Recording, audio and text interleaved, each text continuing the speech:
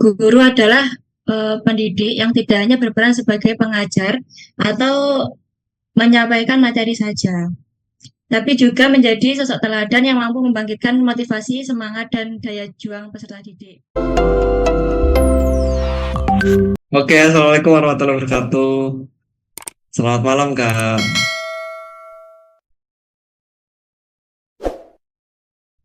Mic-nya belum dihidupin, Kak?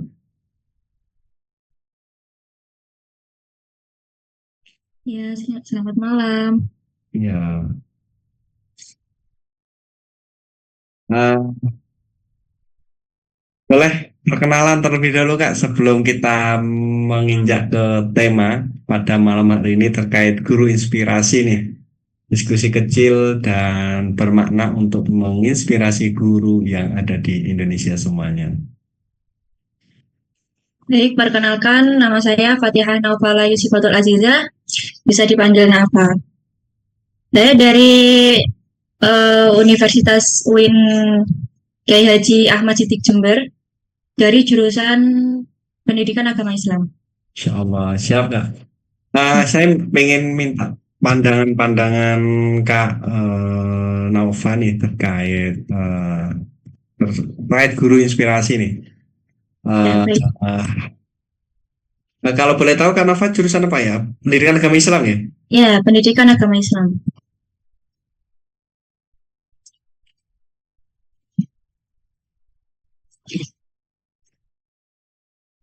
Apa namanya? Nah, hal yang paling mendasar Kak, kenapa Kak Naufa itu ambil jurusan pendidikan agama Islam? Jadi dulu itu saya itu lulusan dari Madrasah Aliyah Negeri 1 Banyuwangi, dari jurusan agama juga. Terus disuruh lanjut di UIN di pendidikan. Jadi ya lanjut aja, ambil di PAI. Siap, sangat menarik ini. Berarti nanti akan menjadi seorang guru ya atau ustazah gitu ya, Ya, yang panjangannya Bapak. menginspirasi untuk kira-kira ada tips and trick nggak menurut Kak Nova terkait apa ya seorang sosok guru atau ustazah lah yang mengampu pada mata pelajaran pendidikan agama Islam yang mana berbicara eh, perjalanan belajar nih, perjalanan belajar yang menginspirasi seperti apa menurut Kak Nova ini? Bagi saya itu ya, guru adalah pendidik yang tidak hanya berperan sebagai pengajar atau menyampaikan materi saja, tapi juga menjadi sosok teladan yang mampu membangkitkan motivasi, semangat, dan daya juang peserta didik. Jadi guru inspirasi itu lebih memandang tugas mengajar, bukan sekedar transfer ilmu, melainkan proses inspirasi dan mempengaruhi cara berpikir, bersikap, serta bertindak, agar murid dapat berkembang secara utuh. Oke. Gitu, Eh, Mas.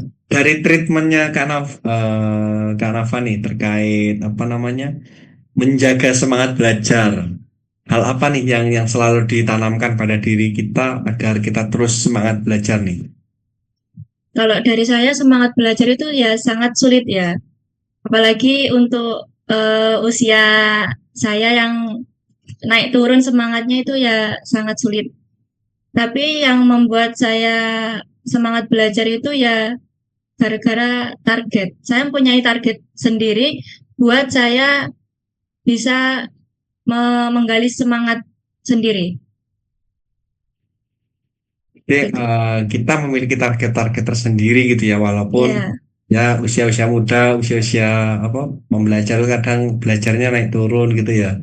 Jadi kita memiliki target yang mana tujuan dan target itu yang memacu kita untuk terus mengembangkan diri menjadi lebih baik. Pastinya seperti itu.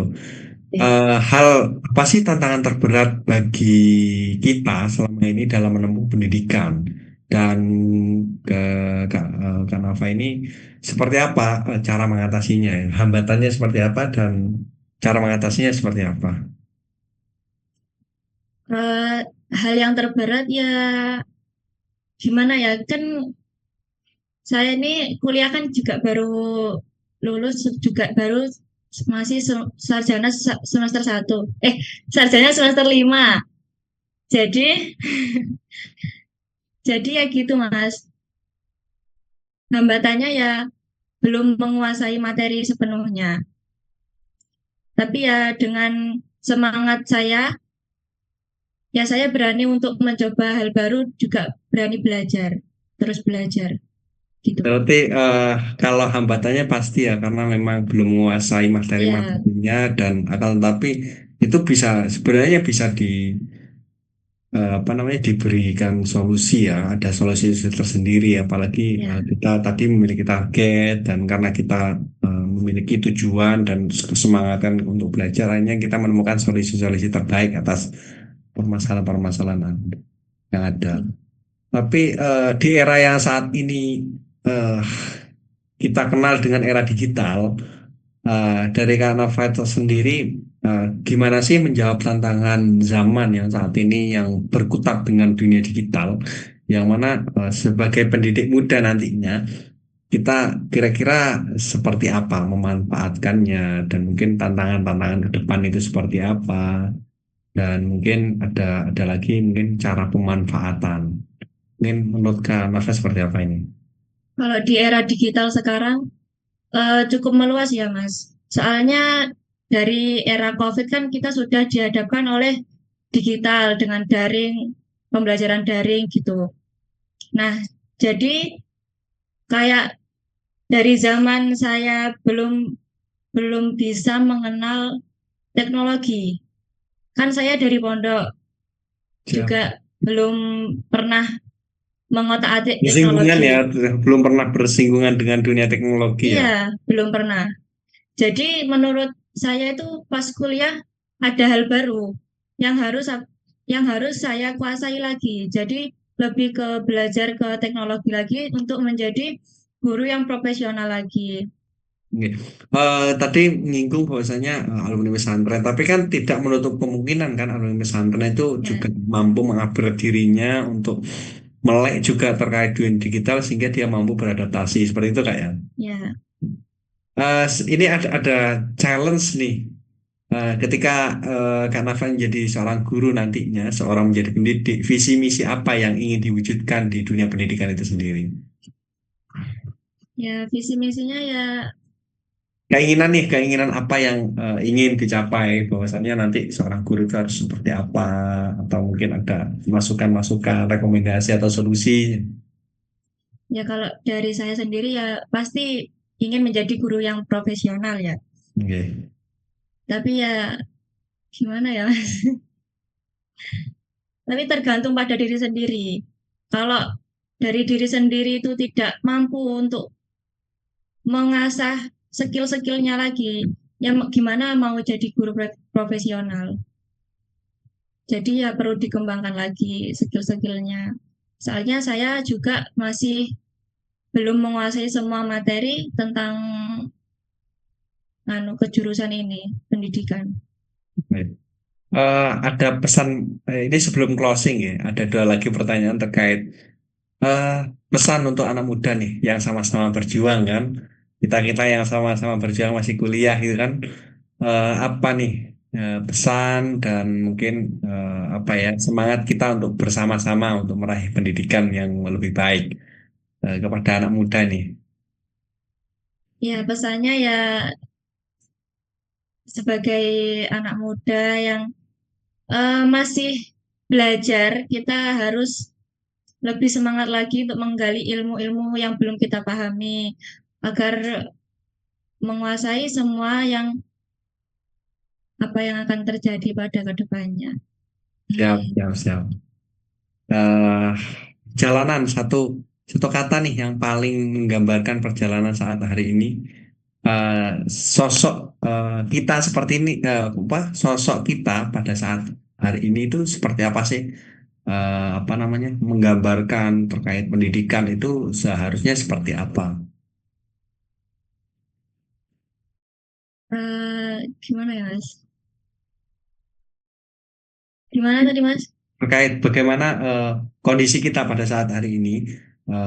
dengan perjalanan proses belajar yang mungkin kan tidak mudah ya. Kita Ya, tamatan pesantren, terus kita lanjut ke strata menengah atas, terus kita ke kuliah dan sebagainya. Itu kan perjalanan yang cukup panjang. Kira-kira untuk menggambarkan perjalanan belajar itu seperti apa?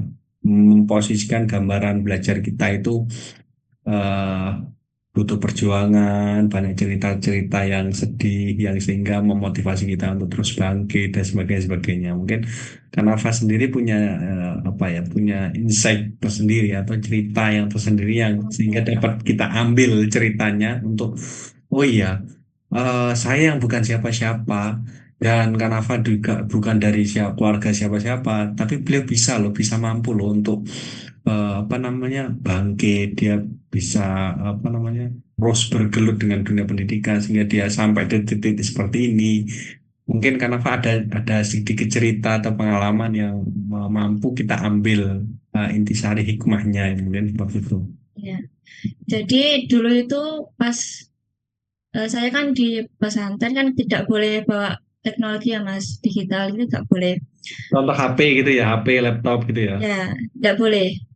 Jadi benar-benar pas kuliah itu dihadapin harus pakai laptop, harus menguasai word-word yang banyak itu. Jadi saya sendiri kebingungan, sampai sekarang masih kebingungan. Jadi dan saya tidak pernah mempunyai laptop.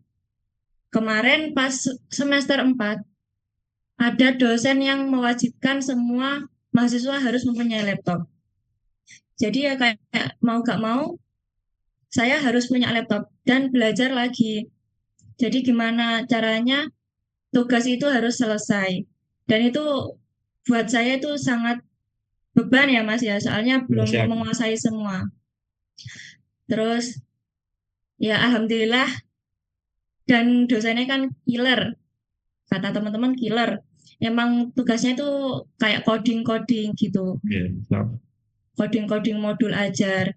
Jadi menurut saya itu sesuatu hal yang berat, tapi kalau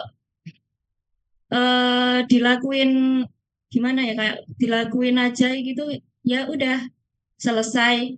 Alhamdulillah ya mampu pada nilai A. Siapa? Masya Allah. Ah ya, angin pasti A. berlalu ya, Masya Allah. Walaupun terkendala tidak memiliki alat bantu laptop atau mungkin peralatan yang memang mendukung, tapi setidaknya semangat itu masih ada. Ah, Ya. kita tutup pada kesempatan pada malam hari ini ada closing statement nggak dari Kak Nafa sendiri? Nggak ada Mas. Nggak ada, siap. Terima kasih. Terima kasih atas waktunya. Semoga cerita yang simpel ini dapat kita ambil hikmahnya bagi teman-teman yang menyaksikan dan teman-teman yang terus menonton pada kesempatan kali ini. Ambil hikmahnya dan pelajari atas apa yang perlu dipelajari dalam kehidupan ini sehingga mampu diambil sisi pelajaran yang mampu untuk bangkitkan semangat kita untuk selalu mengambil hikmah dari orang lain sehingga mampu memotivasi kita untuk terus bangkit. Dan saya terima kasih Kak Nafa. Selamat malam. Oke. Assalamualaikum warahmatullahi wabarakatuh. Waalaikumsalam warahmatullahi wabarakatuh.